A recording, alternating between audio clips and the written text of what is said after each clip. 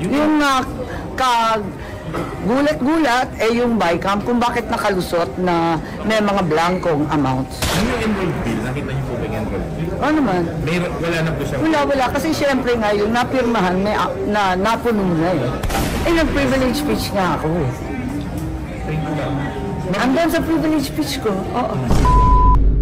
Okay, ibigay na ho natin kay Senator Amy Marcos yun. Nag-privilege speech ka na ho, madam. Pero ang problema dito, malabnaw yung atake mo dito sa issue na to na kulang-kulang ang BICAM report na yan, pero pinirmahan pa rin ng mga kasamahan nyo at ng mga aso ng kapatid mo dyan sa House of Representatives. Kung hindi pa nagsalita itong si Congressman Ungab, hindi ho mapag-uusapan yan sa media. Meron na ho pala kayong impormasyon.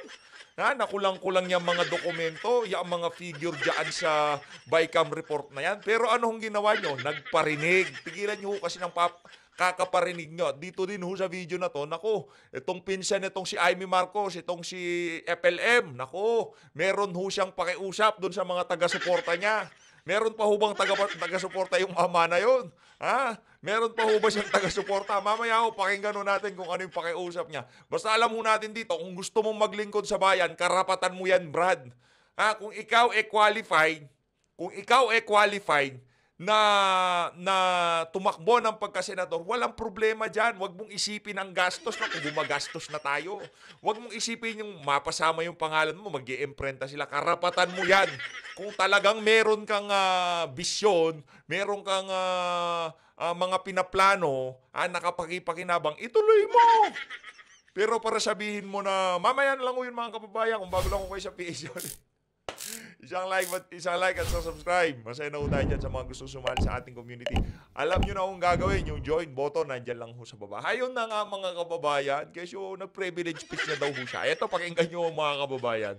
Ito talagang si Ma'am Amy, oo. Pakinggan nyo ito. Pinapag-ipo ni Kong Ungab at saka ni former President Duterte. O kaya nga, Black entry. yes. Talaga, yun ang dahilan kung bakit umalma nga ako at tuluyang hindi ako pumirma. Kasi natatakot ako sa mga blanco-blanco at kulang-kulang na mga data. Ba't wala kang bonus, madam? Nakipagsigawan ka ba sa Malacanang? Teka lang. Akala ko bang yung kapatid mo, liar itong si Tatay Digong, tinawag-tawag niyang liar. Wala na ho ba siyang follow-up? Hanggang gano'n wala, hindi niya na ba susundutan? Yung mga patutsada niya dyan sa BICAM report na yan, yung GAA na kesyo kumpleto naman, hindi pwedeng pirmahan yung enrolled bill na yan pagka hindi kumpleto. Wala na siyang follow-up. Nagmukha lang anga yung kapatid nyo dun sa banat niya kay Tatay Digong sa totoo lang. Kaya kung ako sa iyo, Senator Amy Marcos, kahit i-endorso ka pa ni FLM, nako. Ma'am, naisip po yan dati sa finance panel nung nakita nyo nung una. Nabanggit nyo po ba sa mga kasama nyo? Bakit may mga blanco? Nag-privilege speech nga ako eh. Thank you lang. Andun sa privilege speech ko, oo. Nandun sa privilege speech ko. Anong nandun sa privilege speech mo? Yung mga parinig mo? Naklanto ka. Mga kababayan, hindi porke nag-privilege speech yan, iboboto nyo na yan. Kasi kung talagang nasa tamang katinuan niyang ali na yan, dapat ho ngayong mga panahon na to, nakikipagsigawan na siya sa Malacanang. Nandoon na siya sa Malacanang, binabatok-batukan niya na yung kapatid niyang hindi natin malaman kung meron salte ko ano. Diba? Kung talagang nasa tamang katinuan niyang ali na yan, dapat nasa Malacanang na ho kayo ngayong oras na to. Kinakalampag nyo na yung kapatid nyong hindi natin malaman kung sinto-sinto o talagang malakas lang mag-pulbo. Mag-usapan ko na nga yan. Akala ko maaayos. Ayun. Isip niya. Akala daw ho niya maayos. Ikaw naman, Sen Amy, oo. Wag kong gano'n, wag ko kayo mag-assume. Yan na nga ba naging problema natin? Kaka-assume nyo, nagagawa ng matino yung kapatid nyo pagka naupo siyang presidente. Ayun, nagkahindot-hindot ang Pilipinas. Ano bang ginawa nyo noong 2016 election? Nag-assume kayo. Akala mo, gagawa ng matino yung kapatid mo. Anong ginawa ngayon? Puro kapalpakan. Tigilan mo na kasi yung kaka-assume mo. Pagka meron ka naisip, rekta na. Gawin mo na. Wala na maraming cheche-bureche. Ang problema kasi dito kay Senator Amy, inuuna ho niya yung pagpaparinig. Tigilan nyo yan, Senator Amy. Wala na hong nakakabilib dyan sa mga parinig-parinig na yan.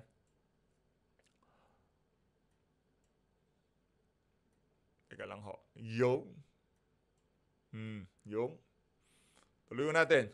Highly irregular na may mga pinipirmahan na blank Pero alam mo, dalawang magkaibang dokumento ang tinutukoy nila. Yung isa, yung BICAM report na talagang blanco at kulang-kulang ang datos. Yung isa naman, yung GAA, napuno Hindi naman daw kulang-kulang yung ang tawag dito, yung BICAM report. Ikaw naman. Sinungaling ka, Sen Aimee. Sinungaling ka. Ang gugulo nyo. Sinabi nung isa kulang-kulang, naglabas ng ebidensya. Yung mga nagsasabing hindi kulang-kulang, walang ilalabas na ebidensya, pinapakita yung GAA. Di ba? Lalakas na saltik nila. Sinasabi natin kulang-kulang. Ngayon meron tayong ipinapalabas na ebidensya. Ito ebidensya, kulang-kulang, daming blanco, may pirma pa yung Bicameral Conference Committee, yung mga membro. Ayan, kulang-kulang. Di ba? Pinapakita natin, didepensa ho sila. Hindi kulang-kulang. Tingnan yung GAA. Lakas mo nilang mga ang lakas nilang mambuwis. na ng mga numbers. Kompleto na yon. Hindi naman siya blanco-blanco. Yung GAA mismo na napirmahan. Yung gulat-gulat yung BICAM kung bakit nakalusot na may mga blankong amounts. Nung yung enrolled bill, nakita niyo po ba yung enrolled bill? Ano naman? Wala na po siya. Wala. Kasi syempre nga yung napirmahan napuno na eh. Hindi naman pipirmahan yung enrolled bill na yan. Pagka may kulang-kulang, kayo naman, kita naman mga na to. Alam naman ho namin dito, wag nyo nang paikot-ikutin ng istorya dito. Sasabihin niya yung enrolled bill, tsaka yung BICAM, isa lang yan, parehas lang. Yung gusto lang palabasin Yung enrolled bill nga, merong kumpleto Pakita nyo sa amin. Yung enrolled bill na yan at ibangga natin dyan sa BICAM report na kung saan binanggana ng ibang mainstream media at nakita nila na talagang palsipikado at napakasinungaling nitong si Tamba at nitong si Marcos Jr. At yung mga lahat ng dumidepensa dyan sa BICAM report na yan. Sa totoo lang mga kababayan, gusto na natin magpalit ng paksa.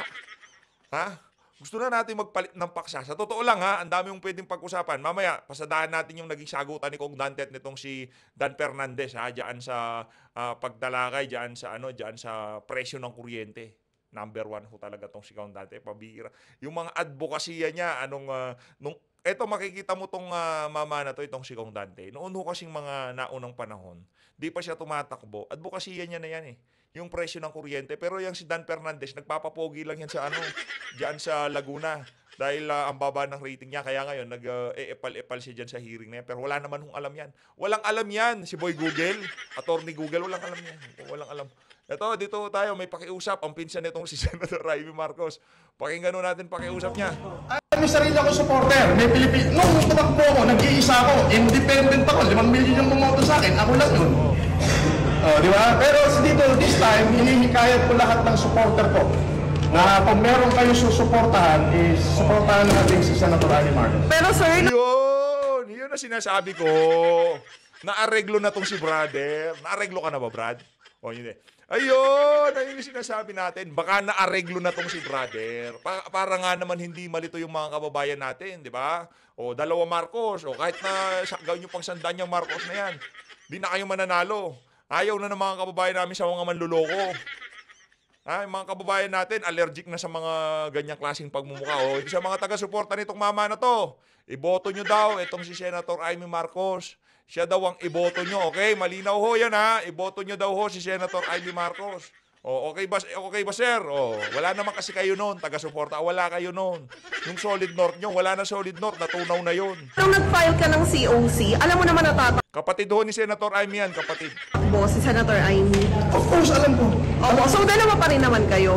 Bakit nag-withdraw kayo ngayon? Ang pinaka-main reason ng withdrawal ko is to avoid the government is spending another 132 million para lang sa balota ko.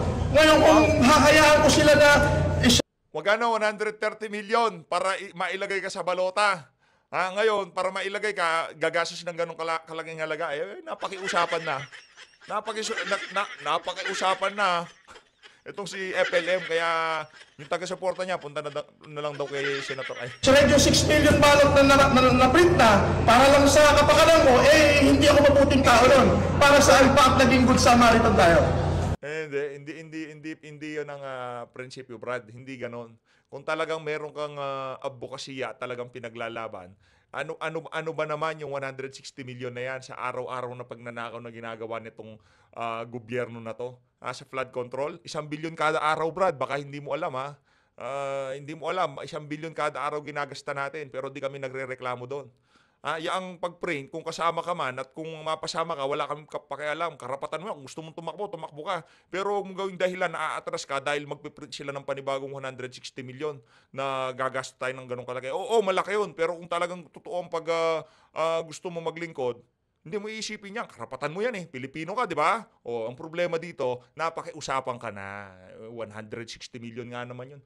Eto, rekta ho tayo dito kay Congressman Isidro Ungab, no? Ito ang interview niya dito sa Bilyonaryo. Malupit ho mga sisiwalat dito nitong si Kong Ungab. Tapos rekta ho tayo dito kay nandito si itong si Manong Ted. Dito ho tayo kay Attorney Panelo, ha? Dito ho tayo kay Attorney Panelo. Rekta ho muna tayo dito kay kaya Kong issue, no? Sa umano'y blank item sa 2025 budget. Nung una po ba kayo lang talaga nakapansin at pumuna nito? At bakit kaya ganun? Ako ang nakakita niyan dahil, I was once or twice pala naging chairman ng appropriations. Pinag-aralan ko kung, actually there's a big issue on the unconstitutionality of the budget kasi na-overtake ng public works yung ating education sector. So pinag-aralan ko, I tried to work back. Sabi ko, hanapin ko nga yung bicameral conference committee report. So, nakita ko ito sa email because it's not in the website of BBM, it's not in the website of the House, it's not in the website of the Senate. So, nasa ating email pala, napadalhan pala kayo ng email lahat noong December 11 and I was here in Davao that time. So, binuksan ko yung bicameral conference committee report to study kung bakit lumaki yung public works. Yun ang unang nakita ko kasi sa annexes pa lang, sa attachment, page SP11, malapit lang doon sa first few pages eh. Blanco kagad ang nakita ko. So, I was shocked. Then, hinanap ko, ang daming blanco sa bicameral conference committee report. So, all in all, there were 13 pages na may mga blanks and 28 blank items yung nakita ko. Ayun. So, yes. Ano po ba, Congressman, para po sa nakararami, ano bang implikasyon na meron pong ganyang klaseng blanco bago po ang pag-aproba ng Pangulo? Well, actually, proseso ito, may budget cycle tayo tinatawag. Dadaan ng 3 reading sa House, 3 reading sa Senate. Usually magkaiba yung figures na ma-approve ng House then iba din yung figures na approve ng Senate. So because they have different output, different results, gagawa yan ng bicameral conference committee. Yung bicameral conference committee mag-meet na para sila ang mag-reconcile ng differences. So yung bicameral conference committee is very important because that will reconcile or harmonize the two different versions of the two houses. So pagkatapos ma-reconcile yan, gagawa yan ng bicameral conference committee report. Yung bicameral conference committee report, once approved and finalized by the members, pipirmahan nila yan. Then i-ratify yan ibalik yan sa plenary ng both houses. May problema kasi yung na-pirmahan at saka yung na-approve na bicameral conference, may mga blanco. That is the main basis or the foundation of the final General Appropriations Bill or the General Appropriations Act na pipirmahan ng Presidente. Pero nung pinirmahan po ng Presidente ay kompleto na po ang mga nakasulat doon. Yes, walang blanco because they are two different documents. Itong bicameral conference committee report ang merong blanco. But how did they come up with figures na nilagay doon sa GAA na kompleto na may mga blanco dito sa bicameral conference committee report? Because your bicameral conference committee report reconciles the two versions. Hindi ka pwede maglagay ng figures doon sa GAA na wala dito sa bicameral conference committee report. And remember, the bicameral conference committee report was ratified by the two houses. Okay, so... Ang tanong ho talaga, sino naglagay? Sinong naglagay? Sinong naglagay doon sa mga ano na yon, doon sa mga figure na yon? Hindi talaga pwede yun. Lalabas doon sa GAA na the question there is, bakit may figures na sa GAA, walang figures dito, may blanco, maraming blanco dito sa Bicameral Conference Committee report. Ayun. So, kumbaga, sino ang nag-fill in the blanks? Tama po ba yung tanong na yun? You are correct. Kasi, natumbok nitong si Ma'am Rated King. Nakuha nitong si Ma'am Corina Sanchez. Ha, yun no, di ba? Ang dali lang kuhanin. Pero yung si Chis Escudero, di ho natin malaman, baka bangag na rin yung si Chis, kaya di niya naiintindihan yung mga pinag-uusapan. Kagaya nitong si Marcos Jr., eksena lang ho sila ng eksena, di nila alam kung ano yung topic na talagang tinatalakay sa social media. Basta bira lang ho sila ng bira. the legislative process ends with the ratification of the Bicameral Conference Committee report. So, pag-finalize ng Bicameral Conference Committee report, once ratified, itong output nito, ito yung gagawing page by page, item by item, kung anong natapos sa Bicam, ito yung lalabas sa GAA. Question, sino ang naglagay ng items? Because tapos na yung legislative process eh. Whoever filled in the blanks might be liable for usurping the powers of Congress because it is only Congress that is allowed to appropriate. Tapos na yung legislative process. So, pero hindi naman po kaya posible yung sinasabi ng DBM na Bicam report pa lang daw po ito. Kaya, kumbaga, first draft o draft pa lang po ito. Iba naman po yun. Yes, sir. Yes. Teka, kahit, unahin na natin si Kong Ungab, di tayo congressman. Si Kong Ungab sasagot niyan, PH, wag kang bida. Hindi kung drop pa lang yun, dapat di pinirmahan. Madam, whoever said, I don't think galing sa DBM yung nagsabi niyan.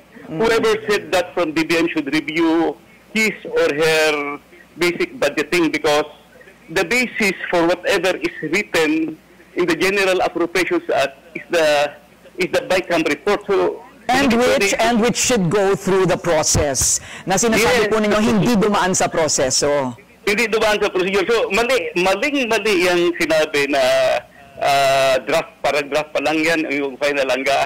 You cannot come up with a GAA kung wala kang bicameral conference. Bicam, na inaprubahan ng lahat. Ayon. Yes, madam. At saka talking from experience, 4 na budget yung hinawa ko kasi twice ako naging appropriation chairman. Yes, sir. Never in the history of Congress na nagkaroon tayo ng blanco. Ngayon lang na may blanco. Okay. Well, that's a lot of information. Marami pong salamat sa pagbibigay. Ayun na nga mga kababayan, maliwanag pa ho sa sikat ng araw. Kayo, ano masasabi nyo dyan? Ha? Paulit-ulit na lang tayo. Ang problema, yung sa Bicam, huwag nyo sasabing draft pa lang yan. Kumbaga, yan pa lang yung una. Huwag nyo pirmahan kung draft pa lang. Pagka na-finalize niya, doon kayo pumirma. Kaso, yung pinirmano nila sa Bicam, yung kulang-kulang. Yun nga, simple lang naman. Para magkaalaman, kagaya nitong sabi ni Congressman Ungab, sabihin nyo kung sinong pumirma dyan, sino naglagay ng nag-fill doon sa mga blanco. Sino naglagay ng mga figure doon. Pagka sinabi nyo doon, di tapos na usapan.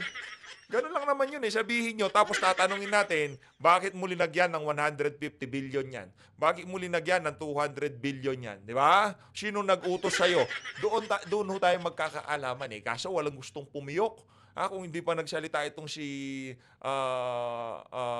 Rep. Isidro Ungab, wala pa rin ho tayo ngayon mga kababayan. Kumbaga, bulag tayo sa kababalaghang nangyari noong Disyembre. Eto na ho, kay Atty. Salvador Panelo na ho tayo. Naku, matindi hong bumalagbag to. Pakinggan ho natin ang mga balagbag nitong si Atty. Salvador Panelo.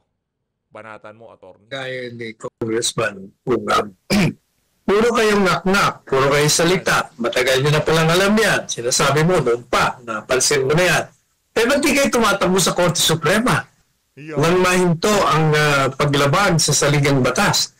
Puro lang kayo publisidad, walang mangyayari dyan.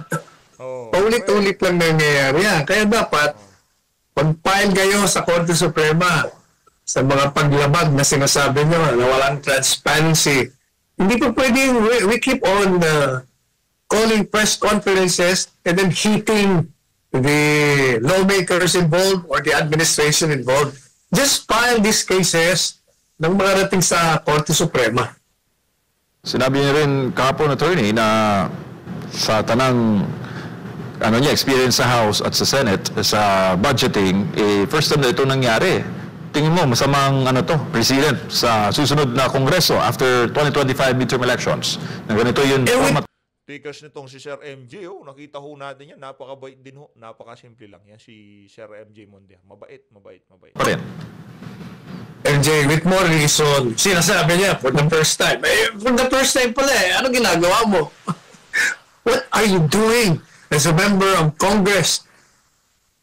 Knowing and seeing a flagrant violation of the Constitution. Why don't you go to the Supreme Court? Ganun lang kasimple, takbo na kayo sa Supreme Court. Nauna yung publicidad. Pagkatapos, pinapabayaan nyo na lang yung iba kung anong gagawin. Kayo ang mga nakakaalam. Kayo may mga personal knowledge. Kayo ang mga nariyan sa Kongreso. But wala kayong ginagawa. Tsaka, sir, I happen to read some comments sa isa pong Facebook group na nananawagan na talagang magbaguhin po yung sistema nating pamahalaan. Sabi ng mga nabasa ko, generally, isa sila ng panawagan yung ating daw presidential bicameral system is very, very flawed. At number one evidence daw dito is yung 2025 budget. Ano masasabi mo doon, sir? Di ba matagal ko nang ina-advocate na i-abolish natin ang Congress? Revolutionary government. Yun ang pinakamagandang yun ang yun ang pinaka-the best gawin. Abolish na natin yan. Tanggalin na natin yan. Mga kababayan, tandaan nyo tayo ay naniniwala dyan. Pagka yan, hindi natin inayos ang sistema. Huwag ho tayong umasang matagal na ho tayong binibigo nitong sistema na to wala pa ho ba kayong balak na palitan ito? Para dun sa mga magagaling. Pero tayo, diskumpiyado na tayo dito sa sistemang kinakapalooban natin. Itong mga sasabihin nitong si Atty. Salvador Panelo, RevGov, pakinggan ho natin kung ano yung pulso ng sambayan ng Pilipino diyan sa dyan sa panukahan. Ito lang, pansamantala natin i-abolish yan. Isa na lang tao ang magpapatakbo ng dating bansa. Siya na rin magsusunog ng mga batas. Ginawa na natin yan 2 beses na Gawin natin pangatlo. Tsaka, hindi ba siya too late na, Attorney Sal? Kasi, ang komento ng taong bayan, mas inuuna nila yung kanilang pang-araw-araw na hanap buhay, ang kanilang pang-araw-araw na gastos, kaysa sumali sa mga diskusyon na may kaugnayan sa politika. Pero pag hindi naman maayos itong politika natin sa pamahalaan, paulit-ulit lang din ang cycle ng mataas na presyo ng bilihin, mataas na mababang kalidad ng pamumuhay, mababang sahod sa Pilipinas. Ganda ng punto nitong si Sir MJ pagka tumaas ang presyo ng bilihin, ngumangak-ngak yung mga Pilipino. Kaysa ganito, wala nang ginawa ang gobyerno, puro pahirap. Pero pagka meron ng pagkakataon, kagaya ng suggestion na yan, baguhin na natin yung mga dapat baguhin. Ayaw nilang makialam. Sasabihin nila, politika lang yan. Anuin lang natin yan. Sila lang naman kumikita dyan. Hindi yung ganun ang mentality ng yung mga Pilipino na dapat talaga na gusto makakita ng totoong pagbabago. Pagka nakakita ho tayo ng pagkilos o mga ideya na pinapalutang ng mga nagsasalita, kagaya nitong kay Atty. Salvador Panelo, tayo isang ayon dyan. Gusto nyo pa ba yan, yung 1987 Constitution? Sino hubang mga yumaman dyan sa 1987 Constitution? Meron hubang yumaman na mahirap? Meron ho ba? Sasabihin na naman yan, dapat masipag ka lang. Paano ho kung ang mismong gobyerno na, yung mga nanunungkulan na, yung gumagawa ng sitwasyon o environment na kung saan hindi magiging edukado, hindi magkakaroon ng maayos na pagpapasya ang sambayanan, para manatili silang mangmang at itong mga politiko na to, sila lang ang paulit-ulit na maupo. Yan ho kasi ang nangyayari dyan sa 1987 Constitution na yan. Kaya yung sinasabi ni Atty. Panelo, mag-RevGov tayo ba? Wala ho akong kontra dyan.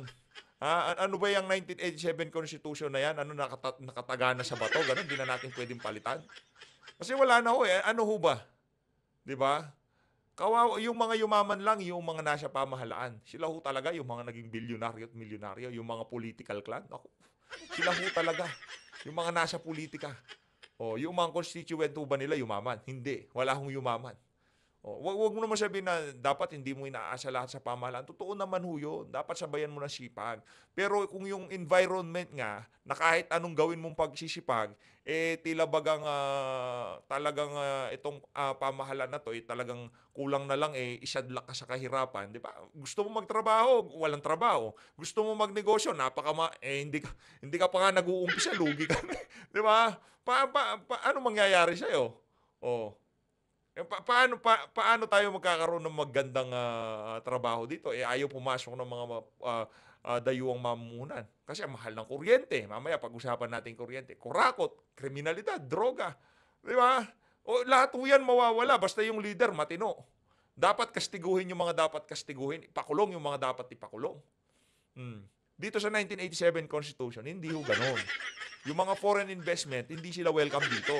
Kasi gumawa ng sitwasyon ang pamahalaan na kung saan hindi appealing sa mga dayuhang mamumuhunan. Sino ang nasa matinong kaisipan na mamumuhunan na pupunta dito para magnegosyo? Makikita ho nila kaliwat kanan ng patayan. Sige nga. O sino may gawa nung sitwasyon na yun? Mga Pilipino? Hindi ho. Gobyerno may gawa nun. Kasi kung gaayusin nila yung law enforcement, okay. Yung merong political will, kagaya ni Tatay Digong. Pabababain nila yung presyo ng kuryente. Yan, si Congressman Rodante Marcoleta. Mamaya, pag-usapan natin yan. Di ba? Sa kuryente pa lang, lugi na sila. Pag nagpunta silang Vietnam, Indonesia, Thailand, ang baba ng kuryente, doon pa lang kumita na sila eh. Sa atin, doble bayad. Pupunta ho ba sila dito? Sinong gumawa ng sitwasyon na yun? Gobyerno. Di ba? Lahat to ng nararanasan ng mga ordinaryong Pilipino na yun ang dating parang minsan naiisip nila na hayaan na lang natin. Politika yan, hindi ho ganon ang mentalidad ng mga Pilipinong gusto ng tunay na pagbabago. Tayuan ho natin kung ano yung tama.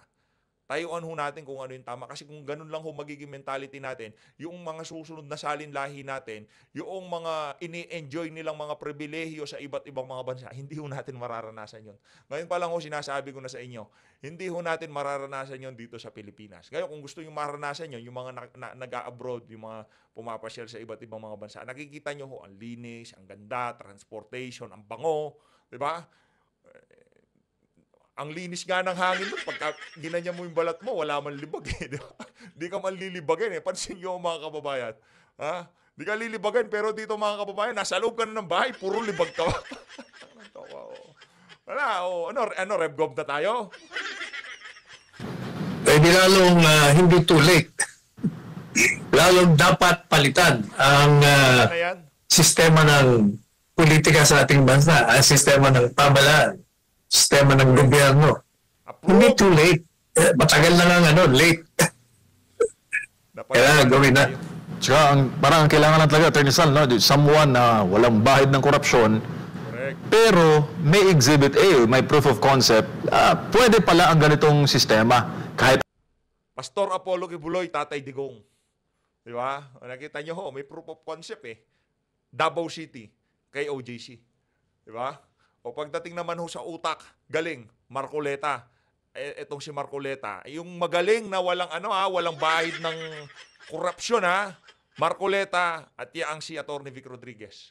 Kumpleto na ho yung dream team natin kumbaga kung isasagawa man natin yan meron ho tayong mga taong pwedeng magsagawa ng na yan ng RevGov na yan kung sakaling di natin alam, di ba? Di ho tayo nangihikayat dito, kumbaga pinag-aaralan lang natin yung mga posibilidad. Kasi itong kasalukuyang pamahalaan na to, matagal na ho tayong binibigo niyan. 30 taon na ho tayong binibigo. Kasi kung aasenso tayo dito, ngayon pa lang, sa transportation pa lang, yung mga subway natin, yung mga highway natin, okay na yan. Kaso dahil sa politika, after 6 years, pagka-palsipikado na upo, kagaya ni Bangag, wala na, tapos na. Hindi kagaya sa ibang bansa. Tingnan nyo sa South Korea. Palsipikado leader, tanggal. Di ba? Ganun lang kadali. Sa atin ang daming drama, anak ng toka. Puro kabangagan na ginagawa, di pa natin mapatanggal, di ba? Ninanakawan na tayo, harap-harapang ninanakawan, wala tayong magawa. Anong gagawin natin? outside the government, attorney. Meron ka bang nakikita na somebody who could embody that, that vision? O yeah, hindi yan. Yung mag-aman Duterte, sila ang alam kong meron nun. At saka pinatunayan na nila. Correct. Nandiyan na yung ebidensya. Nasa harapan natin. Ang tanong, sino ang mga makakasama ni Tatay Digong? 38, Marcoleta, Jimmy Bondoc. Kung sakaling isagawa yan, yaan yung mga leader na pwedeng kunin ni Tatay Digong para tumulong sa kanya na malinis itong bansa na to. Lahat ng magnanakaw, Tatay Diggs. Patrabaho natin kay Kap Dado. Busin lahat ng crocodile, di ba? Ganun lang ko kadali yun, mga kababayan. No? Anong 50 million? Pag nakita ni Kap Dado, di ba? Wala nang 50. Well, super ko. Kalukuhan na. Huwag ganon. Kung meron man pumaplano niyan, sa tingin nun natin, pagka bago matapos tong taon na itong administrasyon na to, sa tingin ko, hinug na para mapatunayan at makita ng mga ordinaryong Pilipino na itong sistema na to, itong ating kasalukuyang saligang batas, matagal na ho tayong binibigo. Ano pa ho bang hinihintay yung mga kababayan? Samantala, matapos po ubanin ng batikos ang kontrobersyal na Senate Bill 1979 ni Rizal. Ayun na nga mga kababayan, lipat ko lang ho natin ng konti. Punta ho tayo dito kay Manong Ted, dito kay Percival. Konektado pa rin ho ito dito sa maanumalyang BICAM report na pinirmahan na itong mga ogag na to. Pakinggan ho natin itong mga kababayan. Okay. As na papel si Congressman Ungab, dating Committee on Appropriations Chair. Ang i-interviewin pala ho dito nitong si Manong Ted, itong si Percy Sendanya, yung ganyan yung bibig, yung balik ko yung bibig. Itong si Akbayan Party. Sabi nga na yung pong BICAM report ay may mga blanco na mga provision. Ito ho ba'y inyong kinakatigan? Ano po ang inyong informasyon dito, Congressman? Kahapon po, na-review din po namin kasi sinasabi po nila na meron na po kami nakuha yung individual members ng House of Reps na physical copy of the GAA. So that you expect now, Manong Ted. So wala pa kayong informasyon? Wala po kami informasyon. Apo, hindi nyo mako-confirm ito? Hindi, kayo naman, Manong Ted. Ano lang sila pang-impeachment lang yan Hindi naman inutilize ni Tamba para bulat-latin yung budget na yan. Nandiyan yung si Kasendanya para diyan sa impeachment ni BP. Exclusive lang yung mga yan, yung mga kamatayang black na yan, ay ang mga nasa minority na yan para sa impeachment ni BP. Di ho sila kasama dyan. Oo. Hindi pa ho, kasi hindi nyo pa ho ito nakikita na may kopya ho kayo? Yung physical copy po, hindi pa po namin nakikita. Kahit everyday po akong pumapasok sa session, Manong. Kasi ang sinasabi po nila ay nakuha daw po dun sa mga present during session. Congressman, ano po ang inyong boto sa budget bill nang ito po'y inaprubahan po noong pong 11 ng Enero? Ayan. Disyembre. Ano po ang inyong naging boto po doon sa pagsalang po ng Bicameral Conference Committee report ratifying the proposed budget? What was your vote? Siguro po ako itong nung araw na tayo ay nag-take ng oath noong September 25. So, nung araw din po na yun, nagbotohan po ang House of Representatives sa budget. No? So, on the last day, bumoto ang House of Reps at ako ay nag-oath after yung vote na yun. So, hindi po tayo nakaboto doon sa unang round ng voting September 25. Hindi, Congressman. I'm talking about the votation done last December 11. Manong, if you may let me complete my kwento, Manong. Kaya para lang po mag-build yung ating test kung bakit ganun po yung boto natin nung dumating po tayo sa vote noong December. Ang boto po natin ay tayo po ay nag-abstain kasi hindi po tayo naging bahagi yung prosesong ito ng GAA for 2025, Manong Ted. Ayun. So, abstain po on record ang inyong vote. Yes po, Manong Ted. Okay. Opo. Because if you noticed, no, di ho ba, but you were present during the deliberation po dito pong yung ratification ng BICAM report on the budget, di po ba? You were present, right? Okay, you were present. Yes, Manong Ted. Opo. Hindi ho ba dyan sa Kamara, lagi ho kayong may advance copy ng order of business, di po ba? Sa bawat araw po ng plenary session, no? May order of business. Opo, at nakalagay nga doon yung mga aaprubahan yung panukala, kasama po dito yung ratification ng pambansang budget.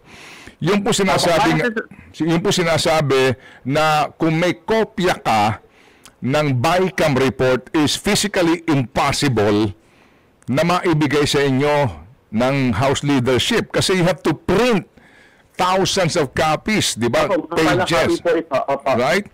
Kaya nga, during the ratification nito, bumoboto ka nang hindi mo man lang nababasa pinagbobotohan mo, di ba?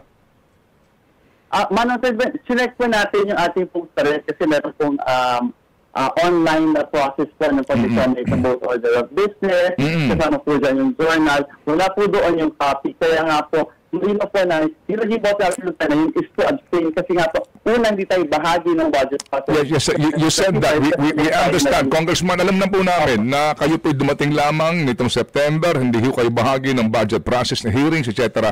But my point is, nung panahon po na pinagbobotohan po ito, ng Kongreso lower house to ratify or not the BICAM report, mismo po sa online ng Kamara hindi pa available yung BICAM report. Tama po, do you confirm that? Yan po yung aking nakita po mula po sa ating pag-check. Tama. Yesterday. Tama di po ba? Kasi po yung Congressman, opo, kaya ho natin baluktot katuwiran yan na Sir Ted. Pasensya ka na ha. Pati yung mga nakikinig medyo nabubisit na dito kay Senday. Kaya natin pinag-uusapan to para maintindihan ng taong bayan kung anong pong uri ng pamamalakad ng... Oy, Rep Percy, Senday, di ka naman namin sinisisi ha. Huwag ka masyadong depensa. Kayari sa mga pag-aaproba ng napaka-importanteng panukalang batas. Dati-rati po kasi na hindi pa online yan, yung mga order of business na yan, hard copy, yung papel. Dito po kasi ngayon, online na. So, my point is, nakakalendar yung ratification ng budget, pero ikaw na naandoon present sa hearing, wala kang kopya. Hindi mo alam kung ano ang laman ng pinagbobotohan ninyo. Di po ba ganon? Kaya po tayo mayroon isang dahilan po yun. Kaya po tayo dito po sa ratification na ito. Opo. Just to answer my question, sir, please. Walang available copy ang mga kongresista nung BICAM report nang ito po'y pinagbotohan nila to ratify or not, di po ba? Manatag din po ay as far as I know and as far as I am concerned. Wala ano po? Yan po yung aking karanasan. Opo. Opo. Para lang humalaman natin na boboto ka, blind ka eh. Right? Correct. Blind ka eh. Paano ka boboto sa isang importanteng panukala na hindi mo man lang nasilip? Correct. Kaya nga yung sinasabi ng mga insertions, mga pagbabago, doon na nga po iyon ang sinasabi ho dito na nangyari, di ba? Opo, kaya po nga, ang nangyari ngayon, may naglalabas namang sinasabing blanco yan. Gusto namin malaman, yung blanco na yun, kailan nakuha yung kopyang yun? Kung the fact na during the actual voting day, that is December 11, opo, wala pang available copy even online. Di po ba, Congressman? Oh! Wala po akong access at that point. Opo. Yung bang walang access, ikaw lang? O sa buong Kamara yon na kapwa niyo kongresista po wala pong access dito po sa online copy nito pong soft copy po ng BICAM report? I cannot speak, Manong Ted, for other members of the House, pero yan po yung aking karanasan. Kaya ako sinasabi ko as far as I know, as far as I'm concerned, during that point po wala po tayong access. Okay, sige po. Salamat. Ayun na nga mga kababayan, dito na tatapusin ang ating reaction video. Ang bottom line dito, talagang mga pandurugas, mga hocus-pocus nitong mga walang yang congressman na to, kitang-kita ho dito sa 2025 budget. Maraming salamat ho sa pag-support sa PH Update. Mag-ingat ho kayo lahat. Mahal natin ang Pilipinas.